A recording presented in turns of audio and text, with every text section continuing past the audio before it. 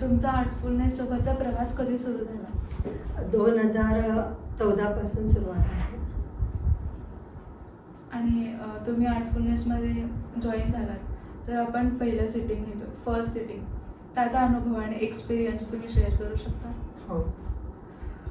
पहिला सिटिंग मी पंपापती काका यांच्याकडून घेतले. खूप अनुभवी प्रशिक्षक असल्यामुळं चांगला अनुभव आलेला आहे. छान झालं होतं तो पहिला सिटिंग, कारण पहिला सिटिंग जो आहे ना माझ्या अजून पण स्मरणात आहे. तुमच्या विचारांमध्ये आणि तुमच्या स्वभावामध्ये काहीतरी फरक तुम्हाला असं जाणवतो का? की कारण तुम्ही 12 वर्षापासून आता अभ्यासी आहात, याच्यामध्ये आर्टफुलनेसचं काय रोल प्ले करतो? आर्टफुलनेसमध्ये आपण जेव्हा आलो, सुरुवातीला खूप काही गोष्टी आपल्याला माहीत नसतात. इथं आल्यानंतर खूप बदल झालेले आहेत. स्वभावामध्ये पण फरक पडतो आणि घरगुती ह्याच्यामध्ये व्यवहारामध्ये पण फरक पडलेला आहे. आणि तुम्हाला 15 वर्ष शिक्षिका म्हणून अनुभव आहे, तर तुम्ही शिकवताना किंवा तुमच्या जॉब रिलेटेड फेजमध्ये कधी असं वाटलं का की हां, आपण हे जे करतोय तिथे आपल्याला मास्टर साथ देतात किंवा मास्टर आपल्याकडून करून घेतात, असे अनुभव आलेत का? सुरुवातीला एवढं माहीत नसल्यामुळं कळालं नाही की मास्टर आपल्याला मदत वगैरे करतात. जेव्हा जेव्हा आपण प्रॅक्टिस करत गेलो तेव्हा कळू लागलं की जे काही आपल्यामध्ये बदल होत आहेत ते आपल्या गुरुदेवांमुळं फरक पडलेला आहे, असं जाणवत आलेलं आहे. असा कोणता क्षण होता जेव्हा तुम्हाला वाटलं की हा मार्ग माझ्यासाठी बरोबर आहे?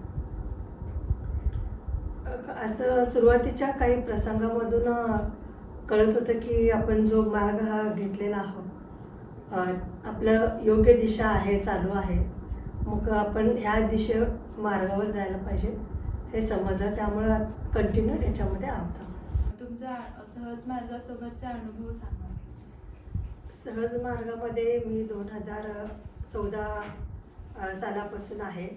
सुरुवातीला 1 वर्ष तर सहज मार्गाचं काहीच माहिती नसल्यामुळं सहज मार्ग म्हणजे काय, आपले मास्टर म्हणजे कोण, याचं काहीच ज्ञान नव्हतं. 1 वर्षानंतर असं आपल्या सेंटरमध्ये काही व्हिडिओज आपण बघतोय, मग त्यातून आपल्याला असं समजू लागले मास्टर म्हणजे कोण आहे, पहिले गुरुदेव कोण आहेत, दुसरे, असं एक सुरुवात झालेली आहे. आधी आश्रममध्ये आपण आता फुलडेचे कार्यक्रम होतात, तिथले तुम्हाला काय अनुभव आठवतात? फुलडेमधूनच मला खूप काही कळालं की आपल्या मिशनमध्ये काय चाललेलं असते. म्हणजे पुस्तकांच्या वाचनाबद्दल म्हणा, आपले गुरुदेव आपल्यावर काय काम करतात, कोण आहेत ते, मग त्यांनी आपल्यावर अभ्यासी म्हणून काय करू लागल्यात, हे ह्या फुलडेमधून कळालं. आणि खरं सांगायचं तर आम्हाला सहज मार्गातील कोणत्याच गोष्टी माहिती नव्हते. मग सहज मार्गामध्ये आल्यानंतर गुरुदेवांबद्दल माहिती झालेलं आहे आणि पहिले, दुसरे, तिसरे, चौथे कसे आले तिथंपर्यंत हे कळू लागलेलं आहे. आता फुलडेमध्ये तुम्ही कसा अनुभव सांगितला, ही गोष्ट तुम्हाला तुमच्या रोजच्या जीवनात कामाला म्हणजे 2014 पासून 26 पर्यंतचे आता तुम्ही अनुभव सांगा सहज मार्गासोबत. 2014 मी सहज मार्गामध्ये प्रॅक्टिस सुरुवात केली. 2014 ते 15 1 वर्ष आपल्या सहज मार्ग मला समजतच नव्हतं. मग 1 वर्षानंतर समजू लागलं. आपल्या आश्रमामध्ये म्हणजे आपल्या सेंटरमध्ये सुरुवातीला रविवारी पूर्ण दिवस घेतला जात होता. त्या पूर्ण दिवसामधला जो सेशन व्हायचा त्यामध्ये आपल्याला मला समजू लागलं की मास्टर म्हणजे काय आहे. मग त्यांची मास्टरांचे आपले गुरुदेव म्हणजे बाबूंची जसं लहानपणापासून तिने त्यांचे प्रश्न काय असायचं हे व्हिडिओमधूनच आम्ही काय बापूजींना प्रत्यक्षात पाहिलं नाही आहे, मग व्हिडिओमधूनच पाहत आलो आहे. मग सुरुवातीला आपण मिशनमध्ये आलं तेव्हा बाबूजी म्हणजे कोण आहेत माहीत नाही, लालाजी म्हणजे कोण आहेत माहीत नाही, चारीजी माहीत नव्हते.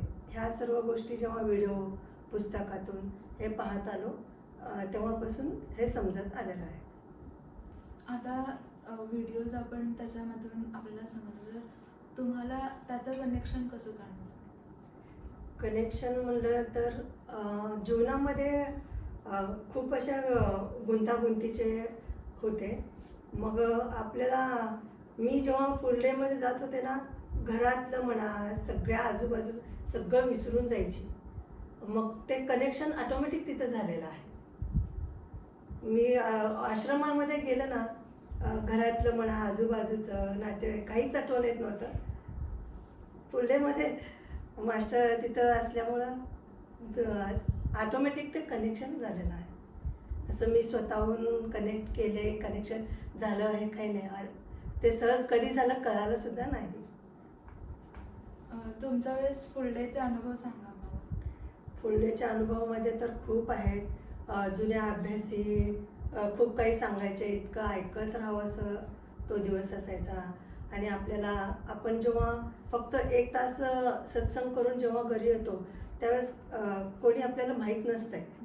मग फुल डे झालं ना, आपल्याला जवळपास खूप अभ्यासी म्हणजे सिनियर ज्युनियर सगळ्या ह्या अभ्यासींची ओळख होतो. इतकं ओळख होतं की ते जणू आपले आईवडील आपले भाऊ असं सख्या भावा बहिणीपेक्षा सख्या आईवडिलांपेक्षा ते आपल्या इतकं जवळचे होऊन जातात की ते खूप हे होऊन जाते.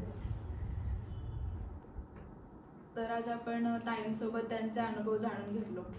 त्याच्यातून आम्हाला असं कळलं की त्यांच्या अनुभवातून होप म्हणजे काय, कान्हा म्हणजे काय, आणि त्यांच्या प्रवासात त्यांच्या घरच्या वातावरणात कसा बदल झाला हा आम्हाला कळाला. आता नक्कीच हे पॉडकास्ट कोणी बघत असेल किंवा युवक बघत असेल तर त्यांना एक प्रेरणा मिळेल की ह्याच्यामधून आपण किती बदल घडून आणू शकतो. धन्यवाद. पुन्हा भेटूयात पुढच्या एपिसोडमध्ये.